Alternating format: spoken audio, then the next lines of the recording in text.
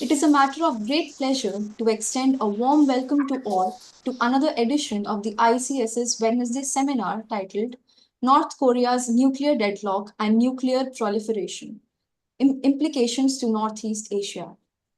The Korean Peninsula has long been influenced by Northeast Asian power struggles, with North Korea's nuclear pursuits reflecting ongoing threats and weakened arms control. Post Cold War, North Korea's nuclear ambitions remain tied to regional dynamics. The Non-Proliferation Treaty has failed to prevent nuclear spread in the region. North Korea's tests, weapon acquisitions, and export capabilities highlight horizontal proliferation, while the US and China expand their deterrence strategies. The 2023 Nuclear Posture Review and the Washington Declaration have strengthened nuclear deterrence. This seminar explores the nuclear ban treaty and turning the Korean War armistice into a peace treaty to advance denuclearization. The speaker for today's session is Dr. Sudhakar Vaddi, who is an assistant professor at the Jawaharlal Nehru University, New Delhi. His area of specialization is the history of modern Korea. Dr. Vaddi was also associated with the Indian Council of World Affairs. As an academic distinction, Dr. Vaddi received the prestigious Korea Foundation Scholarship and was also awarded a pre-doctoral fellowship from the Academy of Korean Studies from the Government of Republic of Korea. The seminar will be chaired by Ambassador Skand Ranjan Tayal, who is currently the chairman of the India Republic of Korea Friendship Society. He is also an adjunct fellow at the Institute of Chinese Studies, New Delhi. As part of the Indian Foreign Service, Ambassador Tayal has served at various prestigious positions, including Consul General and Ambassador in several countries. He was also the Secretary of the Indian National Commission for the UNESCO, Joint Secretary at the Ministry of External Affairs, and the Chief Passport Officer of India between 1999 and 2000. Ambassador Tayal is experienced in bilateral and multilateral diplomacy and has been a frequent speaker on contemporary affairs. He regularly writes for academic journals and the Asian Age. Before I hand over to the chair, I would like to ask all participants to follow a few housekeeping rules. All participants shall be muted during the seminar. Questions may be posted in the chat box along with your name and affiliation. Alternatively, you may use the raise your hand option during the interactive session. You shall then be called upon to unmute yourself. I now hand over to the chair. Over to you, Ambassador Dayal. Thank you. Thank you very much, Nima, for that introduction. And my compliments to Institute of Chinese Studies for selecting this topic, North Korea's nuclear deadlock and nuclear proliferation implications for Northeast Asia for today's seminar, which is so topical as President Vladimir Putin is today in Pyongyang, and an agreement for comprehensive strategic partnership has been signed between these two countries. Now, whether this nuclearization of North Korea is part of East-West confrontation, perhaps it was very much so, starting from the Korean War and division of Korea.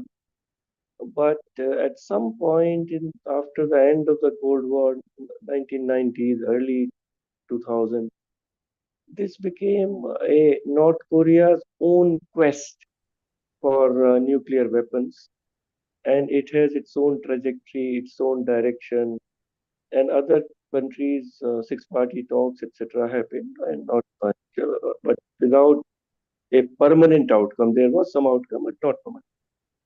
But now again, this question of nuclearization of North Korea and its missile program is becoming a part of Russia-United States confrontation, if not more than that. So that is one point. But while examining the um, uh, desire or trajectory of North Korea's nuclear program, one question needs to be examined, that how can the security of smaller countries be guaranteed? United Nations Security Council has totally failed in guaranteeing the security of smaller countries. Then we all know that the rule-based order touted by the West is a myth. It is a very subjective implementation by US and NATO countries. And in the recent past, we have happened how China is threatening Philippines, Russia has invaded Ukraine, and United States historically has destroyed countries Afghanistan, Iraq, Libya, Syria. So, is there some legitimacy to North Korea's dream, quest, and objective of being a nuclear weapons power? I think we need to. It may be a regime with which one may not agree, but sovereignty issues, etc., perhaps could also be examined by the speaker in today's remarks. Then the other point that nuclear deterrence, in my view, has some merit. We all remember the Cuban crisis of 1962, and even President Vladimir Putin's threat to use tactical nuclear weapons in Ukraine-Russia war has stopped NATO countries from stepping in and widening the scope of the conflict. So deterrence has some defense or protection in some situations. That point also needs to be noted. The other point which Dr. Sudhakar may like to comment on, and I believe, is denuclearization of Korean Peninsula and North Korea really is a fantasy. Is it an achievable goal, or one should shift to arms control kind of a dialogue with North Korea? But in that arms control for West, North Korean arsenal is not important. They are more worried about the Chinese arsenal in the Northeast Asia or East Asia. So that is a very complex issue right there. Then coming to implications for Northeast Asia, this new axis which has emerged from say last year post-Ukraine war between Russia and North Korea, what are its implications? And now they have a strategic partnership. And the question which Dr. Sudhakar may wish to comment on is whether this new strategic partnership is with the blessings of China, or China is encouraging it, or China is tolerating it. But looking ahead, it seems that Northeast Asia, East Asia could be a theater for a new Cold War. China's expansionism in South China Sea, China's aggression on India's border, Taiwan, China's attempts to change the status quo on Taiwan, and of course, North Korea, South Korea, US Trinity. So there are many possible flashpoints in Northeast Asia, East Asia, where the nuclear capacity of North Korea is an important factor. In all this background, I now invite Dr. Sudhakar Bhatti of JNU to give his remarks. His bio has already been circulated, so I will not read it out. And I'll request Dr. Bhatti to speak for about 30-35 minutes. And after that, we can have a Q&A. Over to you, Dr. Sudhakar. Yeah. Thank you, Ambassador.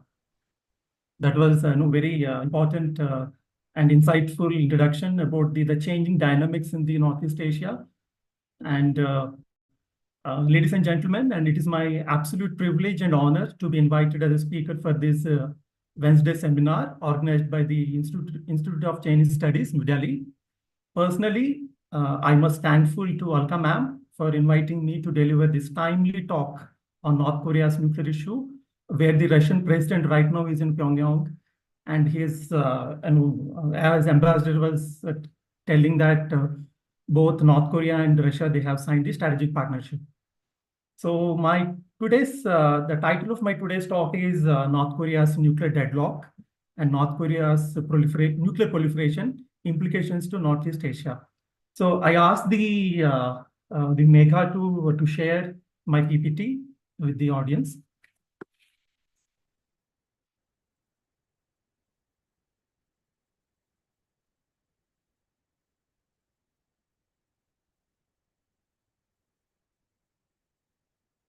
Yeah. So can you proceed for the next slide? Yeah, presentation is broadly divided into 5 parts. The first part consists of introduction, and it has theoretical framework. And I would like to use Robert Koch's theory of hegemony and the world order. And thirdly, it will also discuss the application of MCII model in North Korea's nuclear quest. And fourthly, it will also discuss the North Korea's nuclear strategic culture. And fifthly, it also deals with the Treaty of Prohibition of Nuclear Weapons and North Korea's stance. And finally, it will conclude with some suggestions for the coming. I also give you some roadmap. So go to the next slide, please. So according to the International Campaign to Abolish Nuclear Weapons, it's a ICON 2003 report, the global spending on the nuclear weapons, it's all about $91 billion, which is the 33% hike over the last 5 years.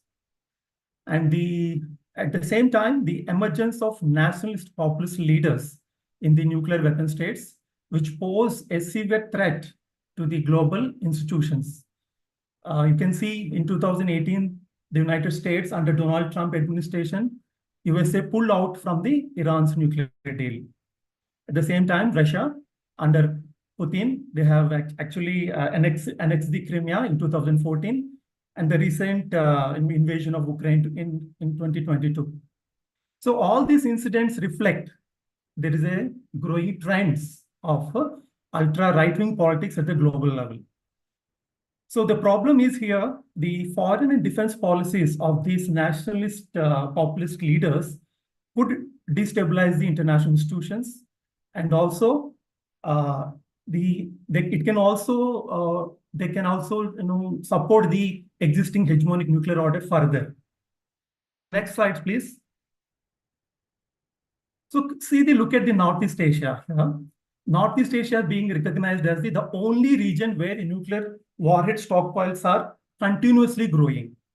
So this region is considered is most likely be venue for the future nuclear war that could involve Russia, China, North Korea, and United States with its allies, where you can see the South Korea, Japan, and Taiwan, because all these nations it can be covered as an extended nuclear umbrella of United States. So there is you can see there is a rise of the horizontal proliferation in this region, where you can also see the North Korea's testing the nuclear weapons, and it's also there is a secret unknown delivery systems, export systems which we don't know. There is no data about it. So there is also a vertical proliferations, particularly from the side of United States and China. So there also there is a huge there is a reports are telling that China is now acquiring more nuclear warheads, and in order to compete with China, with United States. Next slides, please. So here you can see so far North Korea has conducted six nuclear tests, that is from 2006 to 2017, despite United Nations sanctions. And it is the only country that has conducted such tests in the 21st century. So this nuclear posture may continue in the future unless there is a security guarantee by the regional powers, particularly United States, as Ambassador Tayal was talking about. So how, unless and until a small states, their security would have not been guaranteed. So it's very difficult for them to leave their nuclear weapons. So they're using as a deterrence. So as an NPT signatory in 1985, North Korea is the only country came out of NPT in 2003. So why it has come out? So it has been joined in NPT. Of course, it has been joined with the pressure of Russia, but it has been pulled out in 2003. What were the reasons? Is it due to the emergence of hegemonic nuclear order in the international system, where NPT has been failed to contain the regional and the global proliferation, or it is is it because of its North Korea's arrogance? Sometimes it is some of the Western scholars, they argue that North Korea is a dictatorial regime. They don't have democracy. It is a purely an authoritarian regime. So this is purely because of their arrogance. So they have withdrawn from the NPT. Next slide, please. So let's understanding this hegemonic nuclear order. So I have taken the theory from the Robert Koch's theory of hegemonic structure. So according to the Robert Koch here, there are three categories of forces. They are interact reciprocally, which includes material capabilities. It has both productive and destructive. Secondly, you can see the ideas, because ideas consist of they sometimes they use to create an image so that they can control the behavior of the other nations. Example, you can see the atomic diplomacy, the words like war and terror, the just war, rogue states, etc. So they not only define the meanings, the hegemonic nuclear weapon states, they not only use these kind of meanings, but also push for the principle of universal applicability. So it means that they'll try to impose on the others. So thirdly, it's about institutions. So through the institutions, the hegemonic nuclear power states, they try to institutionalize the perpetual order in the interest of the state actors. You can see the example is the NPT under the United Nations. Next slide, please. So this is the you can see the diagram here. It is a culmination of all these three MCII model. Consists of material capabilities, institutions, and ideas. So through this, institutions, hegemonic global nuclear states, they try to control the international order. So this is a consists of all these three consist collectively. It is a kind of a coherent conjunction. So it is not compartmentally independent, but reciprocally dependent. And that would lead to a coherent conjunction, and gradually it leads to a hegemonic structure in a particular historical context. So the good example is the Pax Britannica in the 18th century, and the Japanese dominance in the 19th century, and the Pax Americana in the after the Second World War, how the America dominating the international global order. Next slide, please. So let's apply this MCII model in the North Korea's nuclear quest. So how the global hegemonic powers, they try to increase their capabilities in the Northeast Asia. So we all know that US is the first country. They have used the nuclear weapon in the Northeast Asia. So it is the first region it has been experienced the nuclear weapon, and it leads to a lot of destruction. And so it is a kind of a capability that the Americans are showing to the rest of the world. So following that, the Russians also test the nuclear weapon in 1949, So they're also showing the material capabilities in the Northeast Asia.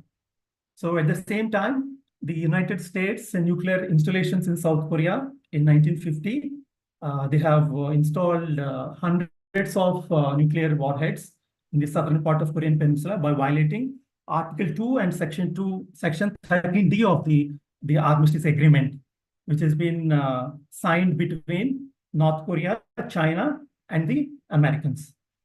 South Korea was not a part of the Armistice Agreement. So in the same manner, the People's Republic of China, China became also a nuclear weapon state in 1964.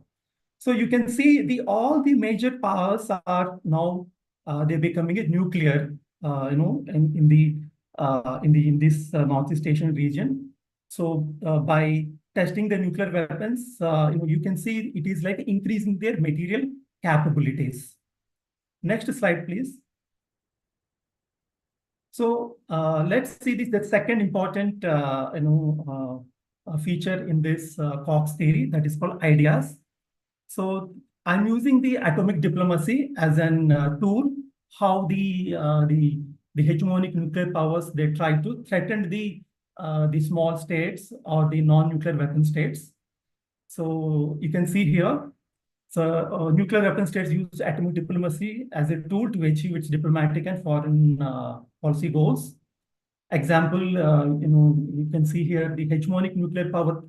The hegemonic nuclear power threats the non-nuclear weapon states, Russia over Ukraine. Recently, you can see that the continuous U.S. nuclear threats to North Korea. So recently, the ex-South Korean president Moon Jae-in, he has written his memoir. It is called as from periphery to the center. So in that memoir, the Moon Jae-in, he's actually mentioned here that North Korean leader repeatedly and desperately made clear to him that Pyongyang had no intentions of using the nuclear weapons. So is it because of the hegemonic nuclear powers existing, and surrounded by the North Korea, it has eventually led to this kind of situation? So I'm just leaving this question to the audience. Next slide, please. So let's see the third important feature of the Cox theory, that's called institutions. So I'm using institutions as a NPT, Nuclear Non-Proliferation Treaty. It is purely biased, and so far we have seen it has been failed to contain proliferation. You can see the arms race again. It has been come back, and there's a huge stockpiles are piling up in the region. So under the NPT, only 5 permanent members, that is United Nations Security Council members, Britain, China, France, Russia, and United States, are recognized as the nuclear weapon states. This framework on the non-proliferation was a compromise and discriminative, where the non-nuclear weapon states must sacrifice the security of nuclear weapons in exchange for getting support from the nuclear weapon states for nuclear energy. So it is purely unbiased. And most of the non-nuclear weapon states they've been raised this issue at the international, at the UN, but it has not been answered their whatever they have actually, their aspirations have been clearly have been compromised. So further here, there is in NPT, there is an Article 4. It shows that non-nuclear weapon states have inalienable rights to pursue nuclear research for peaceful purposes. So North Korea is always been asking about this. Technically, they have legitimate right to use nuclear nuclear energy for the peaceful purposes. So it is a fundamental principle of the NPT regime that countries without nuclear weapons must not be threatened by those that possess them. And also here, North Korea's, moreover, in principle, the nuclear weapon states should not threaten the non-nuclear weapon states. and should work toward the universal goal of nuclear non-proliferation and disarmament. But unfortunately here, it has not been happening. And we have seen it in North Korea's case.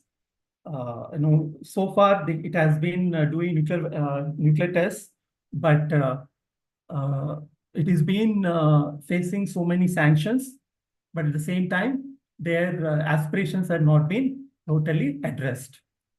Next slide, please.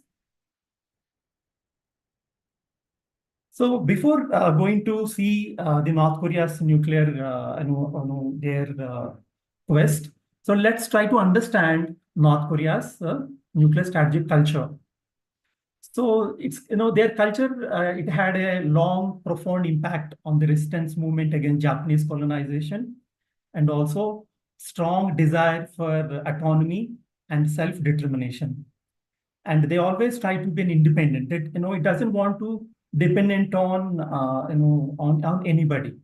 So it is a self-reliant policy. The official ideology of North Korea is Juche.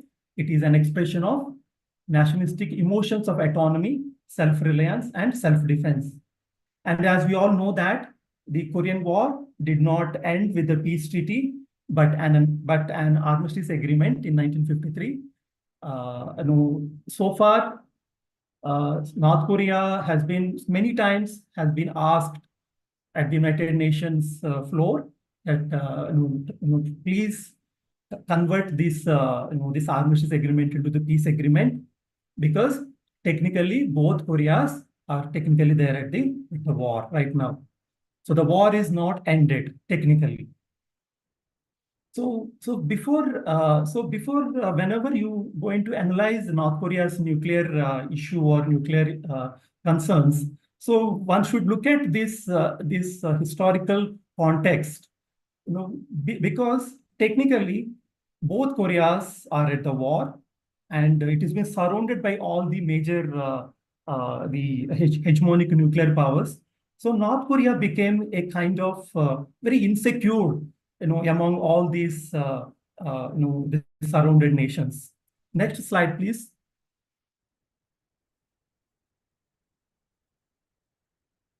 So look at this map here. So in the 1960s and 1950s, so Soviets were helping East European countries to build nuclear power stations, but they have not given equal treatment to North Korea. And North Korea has been asked a number of times though it has been given a small kind of research. Initially, it has been given. Some of the North Korean scholars, they visited the Moscow, and they have they participated in lectures, and they got some sort of help from them. But whenever they asked the hardcore technology from the from Russia, North Korea has always been is not been given those technologies.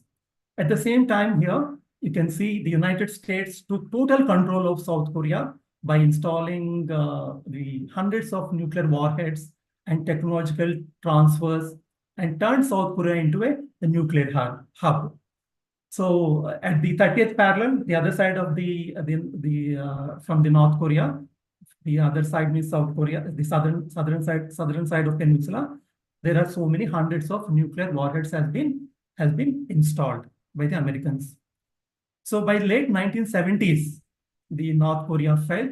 South Korea and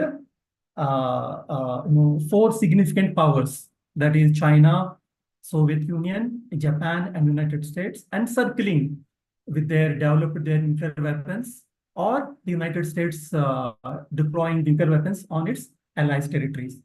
So it doesn't mean that the North Korea, asked, it did ask any help from China. It also asked the Chinese, they asked the help from China, but China is also not willing to give any sort of nuclear technology to the North Koreans. So this is the overall the historical context, why the North Koreans are actually they are actually going for the the nuclear weapons as as there, because of the purely the security. You can see the structure, how they've been feeling very insecure.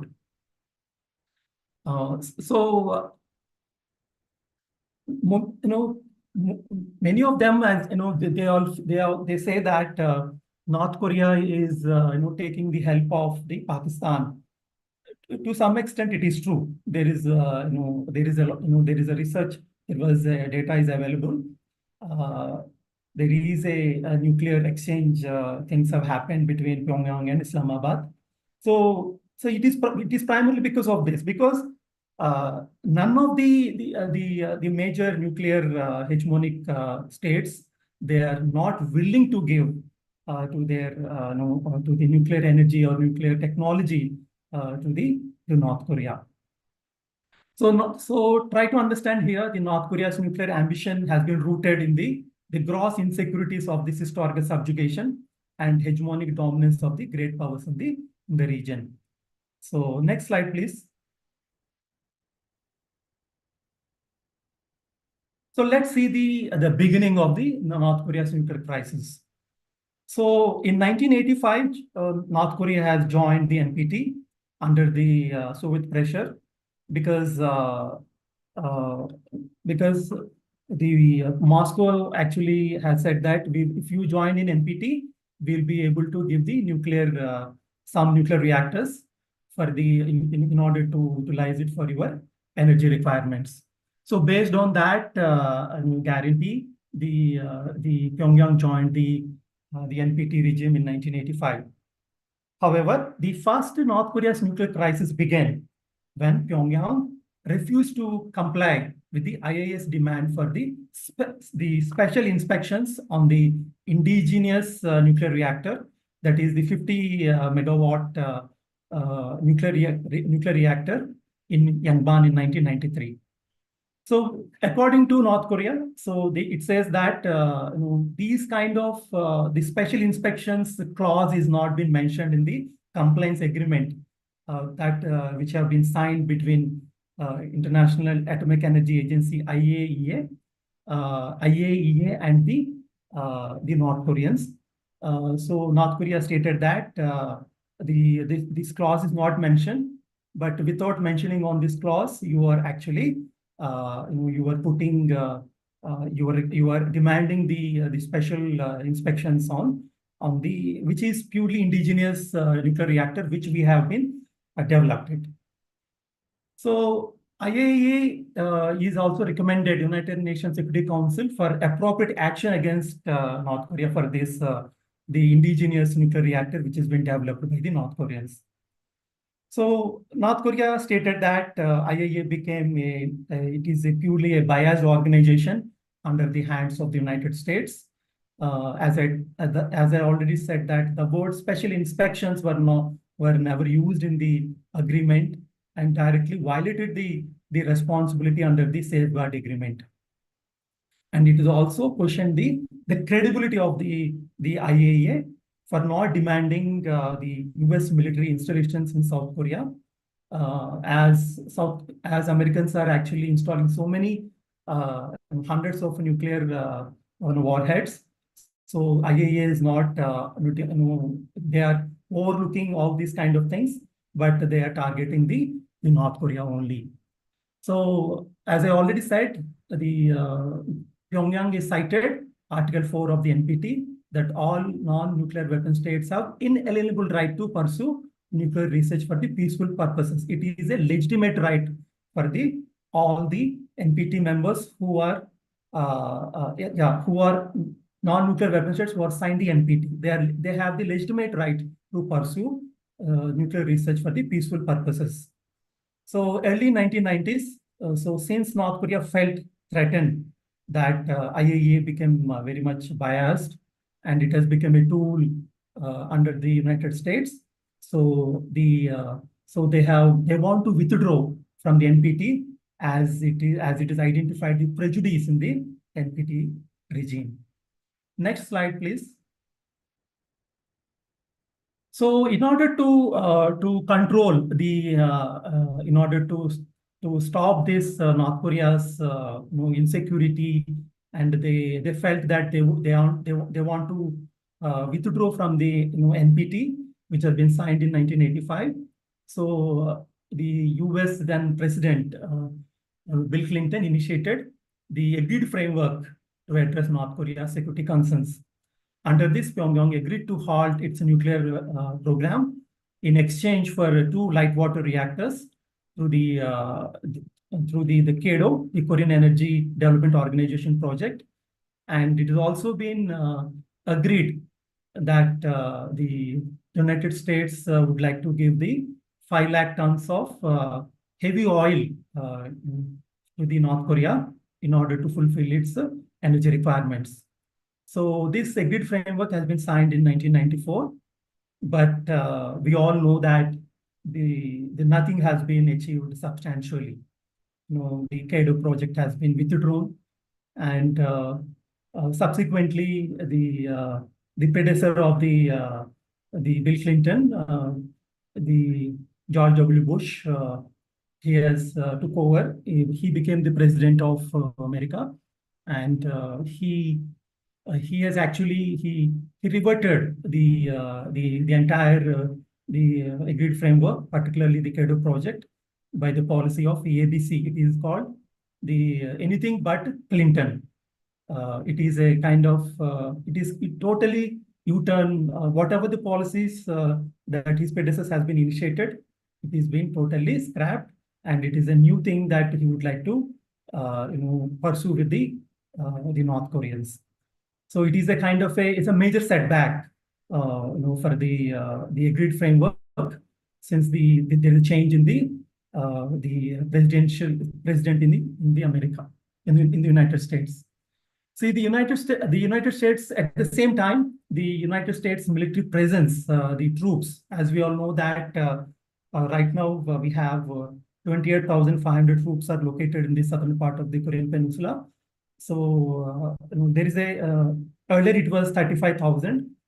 So suddenly during the 98 to 2002, there was almost 2,000 United States troops has been increased in order to check the North Korea's issue. So that is also one kind of a reason that North Korea has been felt threatened again, particularly during this this phase of the time.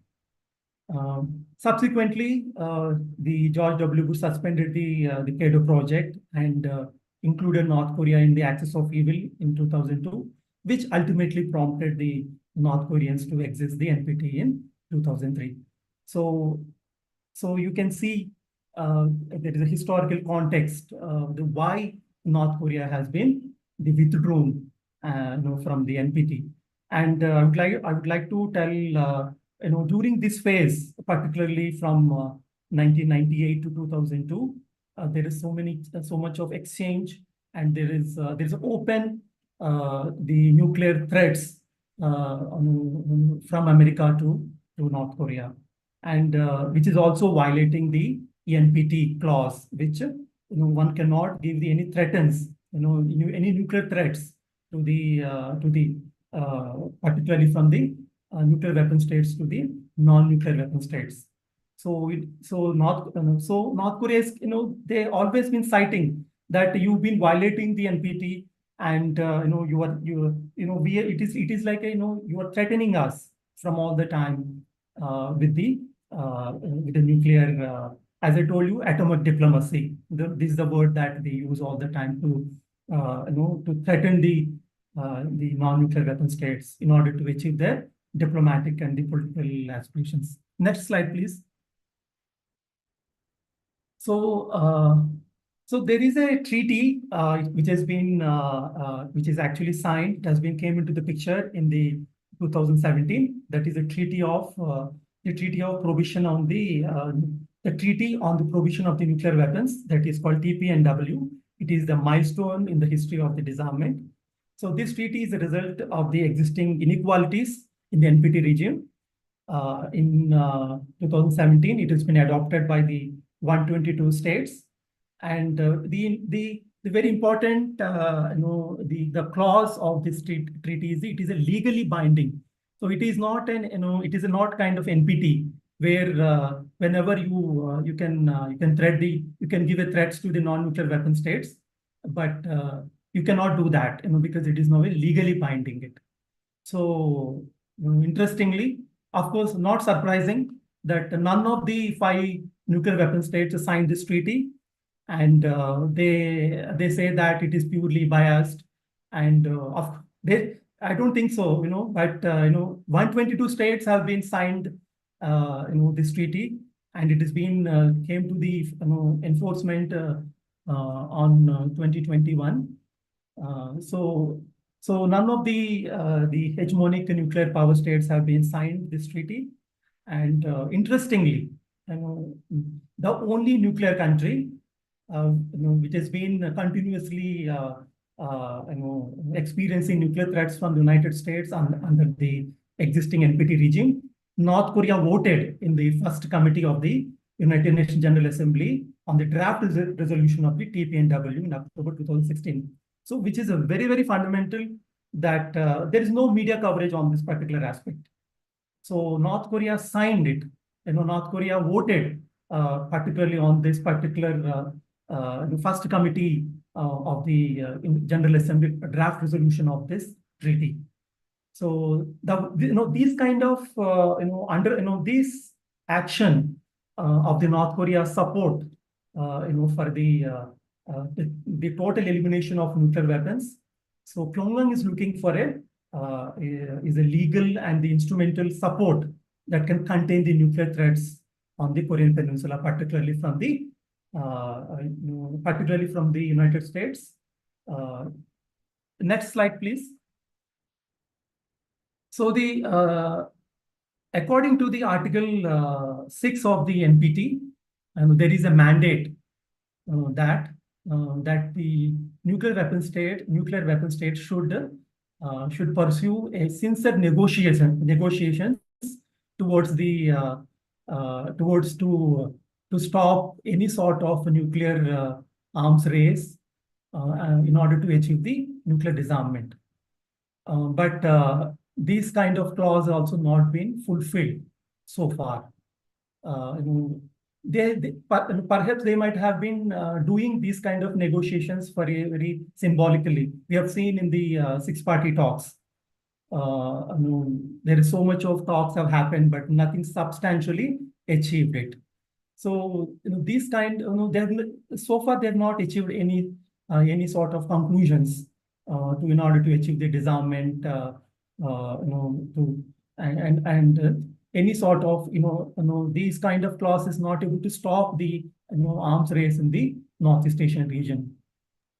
So on the debate, particularly the nuclear threats and the use of forces from the. Sudhakar, may I request you to speed up because so that we have enough time for question and answer. Yeah. This would be the last slide, sir. Two more. That's all. So on this debate, the International Court of Justice, they have been firmly stated in an advisory case in 1996. It stated that Article 6 of the NPT is not just conduct the negotiations, but bring the conclusions on the nuclear disarmament. So International Court of Justice also been highlighted this issue in the advisory case in 1996 that the NPT has been the nuclear weapon states, the agreed parties were not able to they're not conducting the negotiations sincerely, but they're not able, as a result, they're not able to bring any conclusions for the nuclear disarmament. So the TPNW, this is called the Ban Treaty, which is legally binding. So it is an essential for the fulfillment of the implementation of the fulfilling and implementation of the Article 6 clause of the NPT. Next slide, please. So the conclusion. This is my final conclusion. So you can see here, I'm just giving some sort of roadmap. There is no change. There is an expansion of the the nuclear arsenal in the Northeast Asia, the stockpiling of the nuclear weapons. So in the nuclear posture review of 2018, the United States openly stated that they would like to install the modern sea-launched nuclear cruise missiles in the Northeast Asian region in order to to have the extended nuclear deterrence to support their allies. So this is also kind of a new deterrence theory to deter China and Russia simultaneously, as Ambassador Tayal was talking about in his opening remarks. So this nuclear deterrence approach to Northeast Asia, perhaps for me, it would not able to solve the North Korea's nuclear deadlock. So it would lead to the more more issues in the days to come. So that the issue of denuclearization, disarmament of North Korea has been caught. It has been firmly caught in the web of the great power rivalry and competition. So being the only defector of the NPT, North Korea's denuclearization is directly linked to the existing security structure of competition and dominance by the great powers in general and the United States in particular in the region. So perhaps this is my observation. The ban treaty, the United Nations ban treaty, that could actually could offer a framework to eliminate these threats and draw a roadmap for the future disarmament disarmament program in the Northeast Asian region. So this is my the final slide. So thank you so much for giving this opportunity to share the research findings. Thank you. Thank you very much, Sudhakar, for that very comprehensive presentation of the whole history and background of North Korea's nuclear weapon policy and how it is practiced, and also bringing out that TPNW, which is, as you said, has not been very well covered in the media. Frankly, I had also not read about it, and that North Korea had voted in favor in the first committee of the United Nations. And now, just a couple of one observations and then question. One, see that all our listeners must know in the 1980s there was a nexus between Pakistan and North Korea, a straight exchange of nuclear enrichment, uranium enrichment technology by Pakistan to North Korea, and missile technology, although Nodong, etc., are basically North Korean missiles. But in the last 20 years or so, there is no evidence of that nexus continuing. I have asked this question repeatedly from Americans, South Koreans, our own authorities. So that is a good thing to note for Indian scholars, that there is no direct implication for India at present as things stand.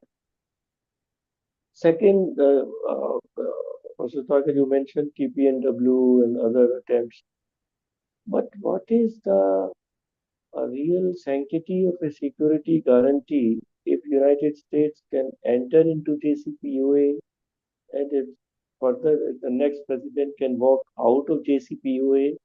So with Iran, that so North Korea is looking, North Korea is watching. So I don't see that they will put faith in any kind of international agreement. And as per their Juche philosophy, they will completely rely on themselves. Now, in that context, my question is, as is likely, President Trump comes back to White House, do you think he will revive his overtures towards North Korea? And as we all know, he had almost agreed. There was an agreement in Hanoi February 2019, and the deep establishment of US prevented President Trump from signing it. But this time, President Trump will be his own man. But in his own priorities, do you think he will keep this unfinished agenda of his first term, which he would like to complete in this? This is my question. Over to you, Dr. Zak. Thank you, sir, for your very insightful questions. I totally agree, sir. Since last 20 years, there is no formal evidence of the nuclear exchanges between Islamabad and Pyongyang. I totally agree with you. And but in the past, it was happened. And the nuclear reactor, the indigenous nuclear reactor of the Yangban, that they've been developed indigenously, the 50 megawatt. So there is there is an evidence stating that there is the nuclear exchanges, technology exchanges happen between Pakistan and North Korea on this particular nuclear reactor. So the second question, which you were asking about the sanctity of the treaty.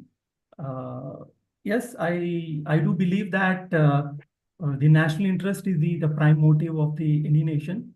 That North Korea, but North Korea is actually willing to. They are, as I rightly stated, that in the draft resolution they voted for the the new UN ban treaty. So it shows to the rest of the world that they are for the they are willing to give up their nuclear weapons, that stature, by giving the security guarantee, by the surrounding the parties. Thirdly, you're asking about if Trump comes, there would be any the coming back going back to the unfinished agenda of signing any treaty or any agreement. I don't think so, sir, because the mistake which he has done, we have already seen it in 2018. For the Americans context, not for us, which he has stated that they have stopped the joint naval exercises, which the first time in the American president, he took very brave step, and in fact that has led to build some sort of confidence for the North Koreans to have a talks with the Americans. But again, the retrieval, the restoration of joint military exercises have been started, and it has led. It has also been, it has been spillover on the inter-Korean relations as well. Particularly in the last phase of the Moon Jae-in's tenure. 2 times he's been visited to North Korea, and he has done so many things. But when he was actually departing from his office, but he has been gone. He has been left with a very sad face because he's not been able to achieve anything. So it has linked with the US policy towards Pyongyang, and so it has very complicated. It is not just so Trump coming and it will change the entire. He can't do that. It has its own internal dynamics.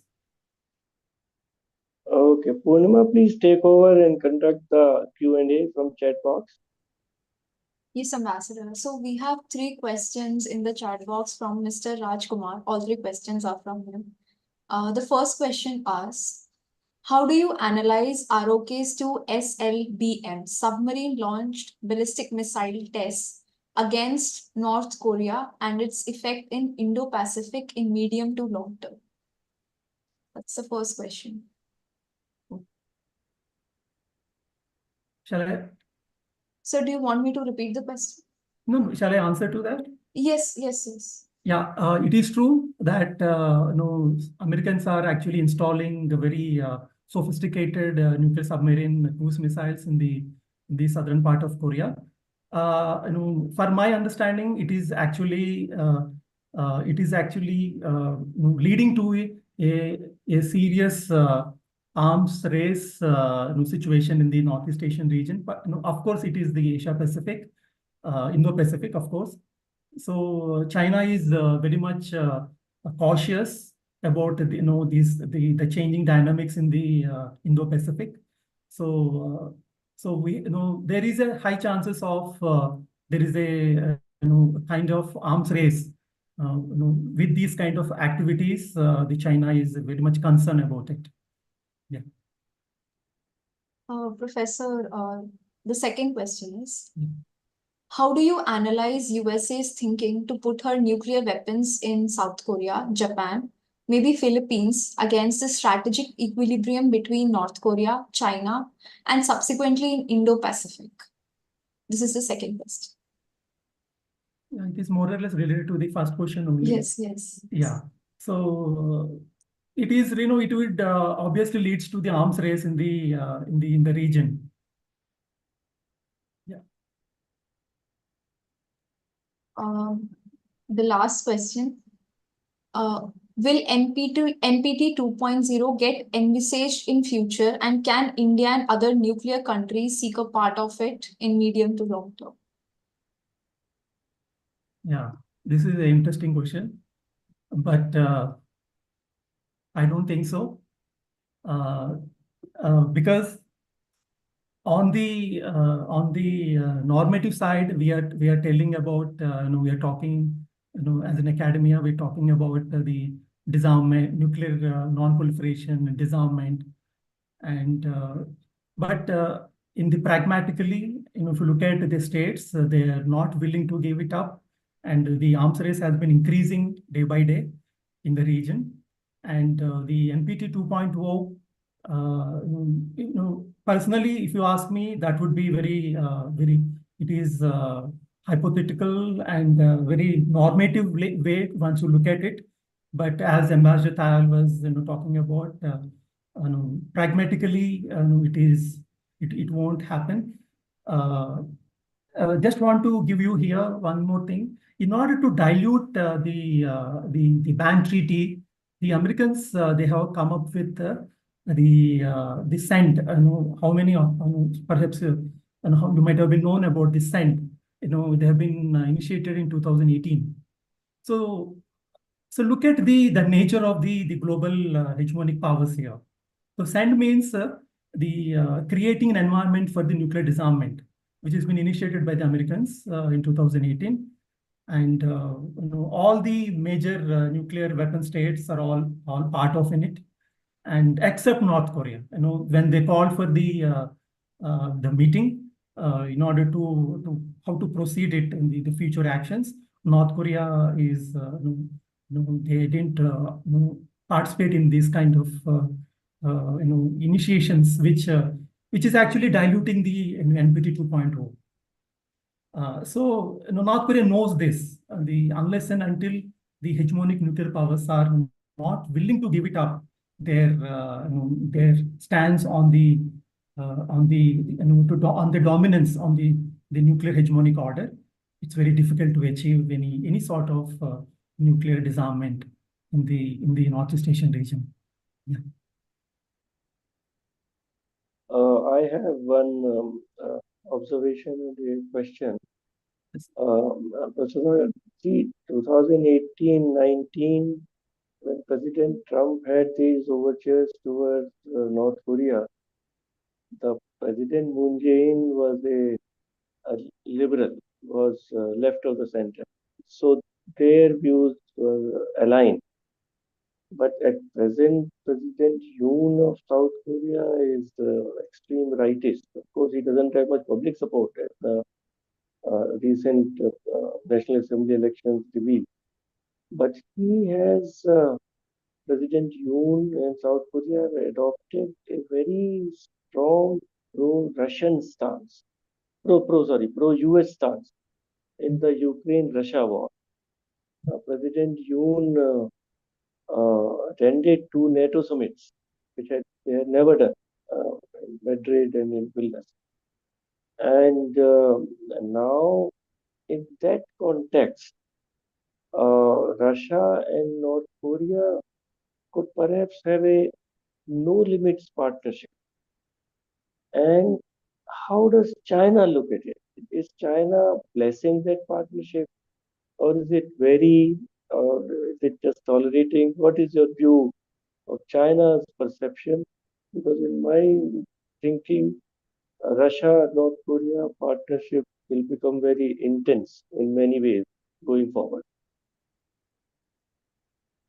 Sir, for my observation, Chinese are, they're seeing very positively the changing dynamics between the North Korea and the Russia. They are very positive, but it is till as long as their interest has been fulfilled. It doesn't mean that if you look at the history and look at the as I told you. The Chinese are not, they are very much support, they are very supportive to the North Korea's nuclear issue. And they are, if that is the case, why the United Nations sanctions have been imposed on North Korea? Without support, the Chinese and Russians, they are also part of the sanctions. So they have not, try to look at these dynamics in the great powers are controlling the small states. So as they are, perhaps they see today they might have signed the strategic partnership with North Korea, but it doesn't mean that they would guarantee their security. I don't think so. Dr. Alka Acharya, please. Thank you very much, Ambassador Dayal, and thank you, Sudhakar. I really enjoyed it. There was a power cut in JNU a bit earlier, so I was very apprehensive. Still showing very weak kind of things, so I'll keep my video off. But I'm not much into the whole nuclear question in a very serious way. My question is going to be slightly different and a bit away from the topic, but connected in one sense, in the sense that, you've been looking at North Korea for a long time. I'm more interested in the leader and how he is weighing his options. Okay, you have China, obviously, making overtures. You have now Putin coming. Will we had the whole Trump episode moving on, and if Trump comes again. I mean, in the sense that, how do you judge the abilities, the diplomatic, strategic, tactical shrewdness of somebody like Kim Jong-un to be able to play these to his advantage? I mean, do you think that there is anything of that sort? Or is it going to be the very, very traditional Cold Warish kind of a divide? How do you see this man moving ahead and obviously using the nuclear kind of issue as a kind of a leverage? Do you see that happening? Dr. Sudhakar, and maybe after Sudhakar, we can also have Ambassador Dayal giving his experience assessment of the great leader. Thank you. So the great leader, according to to the media, the great leader, ma'am, for my understanding, I don't think so. No, there would be any. Of course, he's very pragmatic than the previous, his father and his grandfather. But at the same time, the fundamentals of North Korea's the security, the structure has been very much firm. They are, he won't be able to compromise on these kind of, any such kind of things. So the fundamentals, as we all so far we've been discussed, unless and until there is a change in the security, the structure in the Northeast Asia, particularly the Korean Peninsula. So it would be very difficult to change any sort of. The fundamentals are very firmly rooted, ma'am. And secondly, North Korea has been keep on insisting for the changing of the the armistice agreement into the peace agreement, which has not been able to addressed so far by the agreed parties, both China as well as the Americans. They have been noted, and thirdly, one of the major bone of contention for the North Koreans for the annual joint military exercises. So North Korea will keep on insisting to stop these kind of provocative nuclear these kind of military exercises, which is highly provocative and which is a huge, we feel like a kind of a war towards directly threatening towards our North Koreans' security. So under the Donald Trump, he requested this request to the Trump, and I respect to the Donald Trump. He openly said that okay, since it is provocating to you, then we will stop it. But once he took the decision, then later on he has been faced so much of criticism at his back end. So he again has been reinitiated the joint exercises. So finally, what I would like to conclude is that their security dynamics have been linked to the historical the context, which is already there since last since the end of the since the beginning of the Cold War. So unless and until these issues have been addressed, I don't think so. North Koreans will give up any sort of their arsenal nuclear. They're keeping it as a kind of deterrence from the outsiders. Yes, ma'am.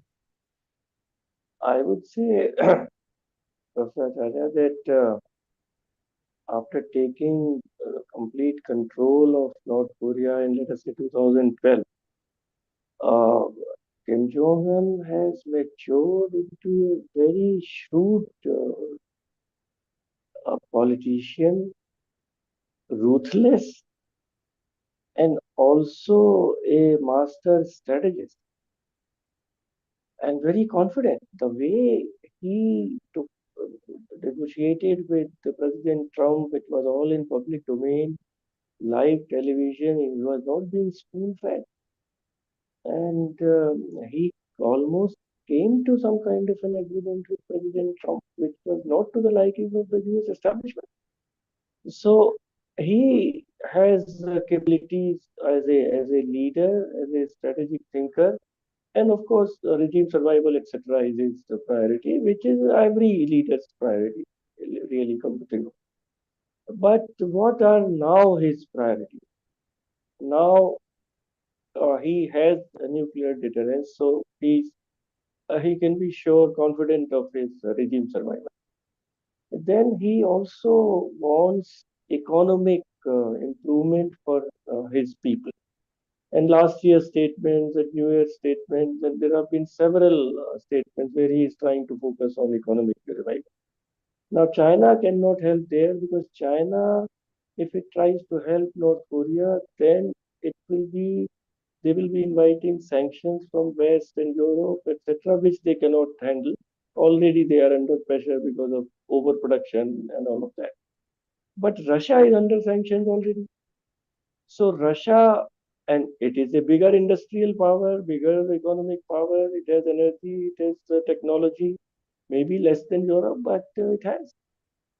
So a partnership with Russia can help North Korea both in economic development, strategic autonomy, and regime survival. So their dependence on China is likely to decrease, and he will play his cards very well. That is what I see as the trajectory of next few years.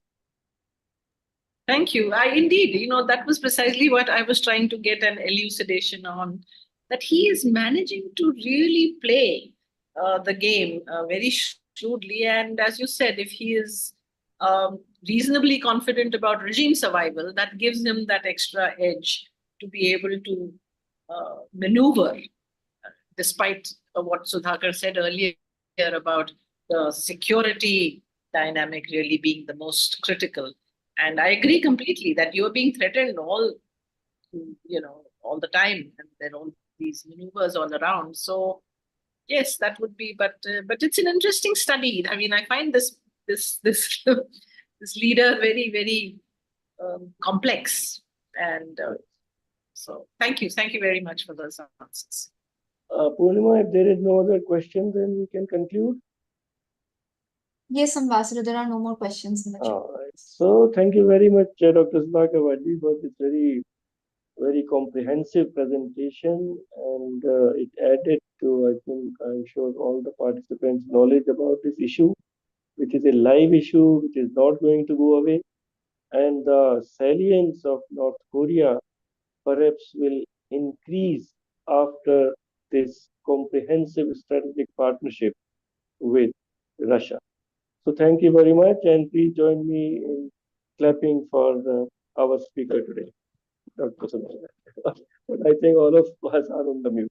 Thank you very much, and thanks to Institute of Chinese Studies for organizing this. Thank you. Good day. Thank you. Thank you, ma'am. Thank you. Thank you, everyone. Thank you, everyone, for your patience. Thank you. Thank you, Ambassador Tayal. I seek your permission to formally bring an end to today's session. Sure. With this, we come to the end of today's seminar. We thank Dr. Waddi and Ambassador Tayal for gracing today's seminar with their presence and for giving us their precious time. The video of today's discussion shall be available on the ICS YouTube channel. We would like to invite you to next week's seminar titled The Politics of Pacifism, the Yoshida Doctrine in Post-War Japan. The ICS conducts seminars every Wednesday. Further information regarding the topic can be found on the ICS website. You may also subscribe to our newsletter for regular updates. Thank you for joining us today, ladies and gentlemen.